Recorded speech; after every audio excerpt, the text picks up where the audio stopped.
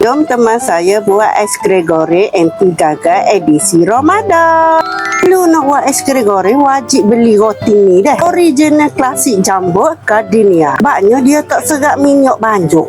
Mula-mula roti tu wajib kena rolling. Dilenyek-lenyek dulu. Sebabnya nak bagi padat tak segui dia pecah bila kita nak tekak dia. Lepas tu wajib ada penekat ais krim ni. Kalau tak ada ni dia jadi tak anti gagal lah. Sebab hak ni mudah sangat nak bunuh. Next kena ada scoop ais krim. Untuk ais krim ni saiz 6cm ya. Kalau saiz lain tu tak jadi gemuk comel lah ais krim goreng tu. Scoop ais krim ni wajib letak dalam air panas. Maknanya tak sebui dia nekat untuk next scooping kita. Okey, kita ambil satu roti yang kita sudah lenyek-lenyek tadi. Scoop ais krim goreng biar dia center tengah. Next kita ambil roti yang kita lenyek-lenyek. Lepas tu letak atas dia. Tekan sikit. Atas tu bagi tekan sikit. Kita tak tekan kemungkinan akan pecah lah. Okey, kita tekan. Ni kena tekan kuat-kuat dah. Kita nak bagi betul-betul rapat. Betul nekat molek. Okey, ni hasil dia yang saya buat. Tengok ni hasil kejadian selepas kita buat. Cantik molek, nekat molek dah. Next kita letak dalam plastik. Beli saiz yang sesuai dengan ais krim goreng tu. Ni saya ada tunjuk saiz yang saya beli ni lah. Awak boleh refer lah saiz gapo saya guna. Ni saya bagi tunjuk satu plastik dia. Tebal molek, lepas tu dia ada seal. Letak ais krim goreng dalam ni. Lepas tu seal molek. Kalau awak tak saya guna plastik gini pun letak ikut suka awak lah. Lepas tu buat berabihan ni hasil yang saya buat. Lepas tu letak dalam peti sejuk beku semalaman. Yang boleh goreng. Next saya tunjuk cara nak goreng pula. Dia ke periuk deep fry yang kecil macam ni. Selamat guna deep fry. Dulu tak ada guna kuali. Tapi dia tak panggil anti gagal. Panggil sebaliknya. Minyak kena betul-betul panas. Kalau nak tahu minyak tu panas ke tak, kita celup lidi. Kalau tengok buih macam tu,